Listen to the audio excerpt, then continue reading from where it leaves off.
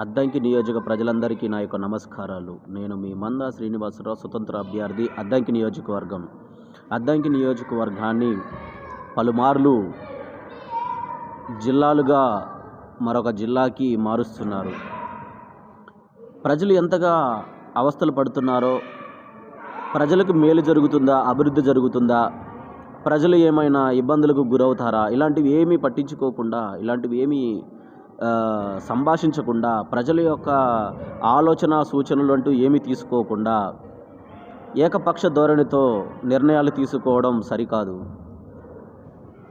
ఒక నిర్ణయం తీసుకునే ముందు ప్రజలు ఏమి కోరుకుంటున్నారో, ప్రజలు ఏ విధంగా ఆశిస్తున్నారు, వారికి ఏ విధంగా మేలు జరుగుతుంది, ఏ విధంగా త్వరగా పనులు అవుతాయో ఆ విధంగా ఒక నాయకుడు వ్యవహరించాల్సిన బాధ్యత తీసుకోవాలి. గతంలో ప్రకాశం జిల్లాలో ఉన్నటువంటి అద్దంకి నియోజకవర్గాన్ని బాపట్ల జిల్లాలో కలపడం అనేది ప్రజలు ఎంతగానో బాధపడ్డారు. ఒక బాపట్ల జిల్లాకి హెడ్ క్వార్టర్ అయినటువంటి బాపట్లకి వెళ్ళాలేనంటే ఒక రోజు సమయం కేటాయించవలసి వస్తుంది.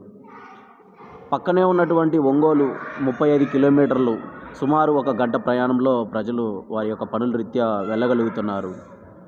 కనుక ప్రజల యొక్క శ్రేయస్సు కోరి ప్రజానాయకుడు తీసుకునే నిర్ణయాలు ప్రజలకు ఇష్టపూర్వకంగా, గొప్పగా అవి ఉండాలి.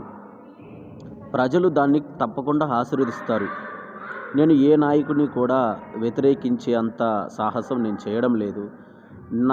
నాకు చదువు చెప్పిన గురువులు, నేను నేర్చుకున్న విద్యను బట్టి, ప్రజల యొక్క ఆలోచనలను బట్టి, ప్రజలతో నేను మాట్లాడిన విధానాన్ని బట్టి ఈరోజు నేను మీడియా ముందు మాట్లాడుతున్నాను. కనుక ఒక నిర్ణయాన్ని తీసుకునే ముందు ప్రజల యొక్క సూచనల మేరకు ప్రజా సేకరణ అనేది గొప్పగా అవసరం. ఆ విధంగా ప్రజల సేకరణ తీసుకొని అభివృద్ధి పరంగా ముందుకు వెళ్ళాలని మనస్ఫూర్తిగా కోరుకుంటూ, ఇట్లు మీ మందా శ్రీనివాసరావు, స్వతంత్ర అభ్యర్థి, అద్దంకి నియోజకవర్గం.